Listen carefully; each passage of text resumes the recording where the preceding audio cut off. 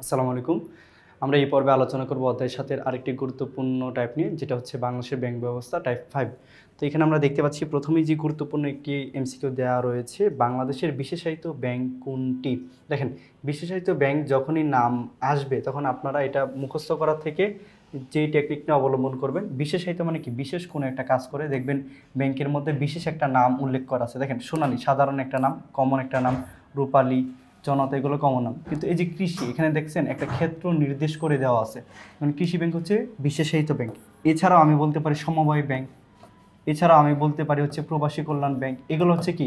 বিশেষায়িত ব্যাংক। আপনি নাম দেখলেই বুঝতে পারবেন কোনটা বিশেষায়িত ব্যাংক।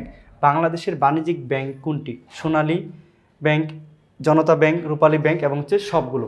দেখেন, বাণিজ্যিক ব্যাংক কাকে বলে? মূলত বাণিজ্যিক ব্যাংক বলা হয় মূলত যারা হচ্ছে মুনাফা অর্জনের উদ্দেশ্যে তারপর হচ্ছে কি করে, ব্যাংকিং কার্যক্রম পরিচালনা করে।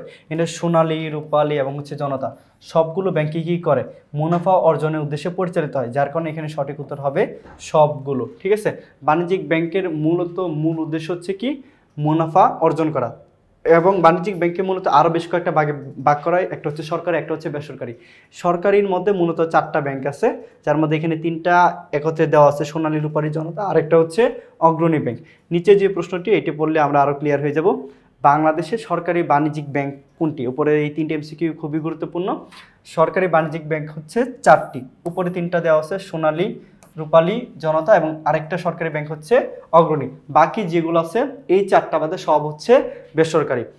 বেসরকারি ব্যাংক হচ্ছে ইসলামী ব্যাংক, প্রাইম ব্যাংক, বাংলাদেশ কৃষি ব্যাংক। এখন দেখেন এখানে কি হবে সঠিক উত্তর। দেখেন, ইসলামী ব্যাংক কি? এটা মুনাফা অর্জনের উদ্দেশ্যে পরিচালিত হয়।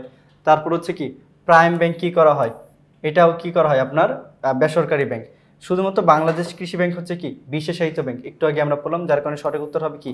1 ও 2। 1 ও 2 হচ্ছে সঠিক উত্তর। পরবর্তীতে বিশেষায়িত ব্যাংকের আরেকটি গুরুত্বপূর্ণ বহুপতি এমসিকিউ হচ্ছে, বিশেষায়িত ব্যাংক হচ্ছে গ্রামীণ ব্যাংক, প্রাইম ব্যাংক, বাংলাদেশ কৃষি ব্যাংক। দেখেন এখানেও কি আছে? এই যে কৃষি ব্যাংক, এই যে এখানে উল্লেখ আছে, গ্রামীণ ব্যাংক হবে না, প্রাইম ব্যাংক হবে না। ঠিক আছে, সঠিক উত্তর হবে কি? বিশেষায়িত ব্যাংক যেহেতু বলছে, তার মানে কি এখানে গ্রামীণ ব্যাংক, এখানে গ্রামীণ পর্যায়ে কাজ করে, যার কারণে এটাও সঠিক উত্তর হবে।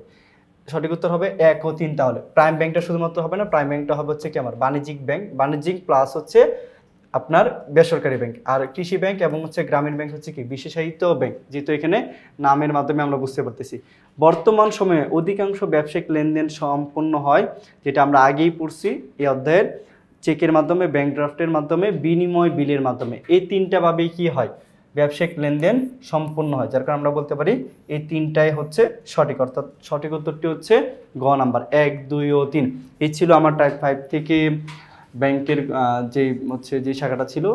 দেখা হচ্ছে আপনাদের সাথে পরবর্তীতে আরও নতুন কোনো টাইপের গুরুত্বপূর্ণ এমসিকিউ নিয়ে। আল্লাহ হাফেজ, আসসালামু আলাইকুম।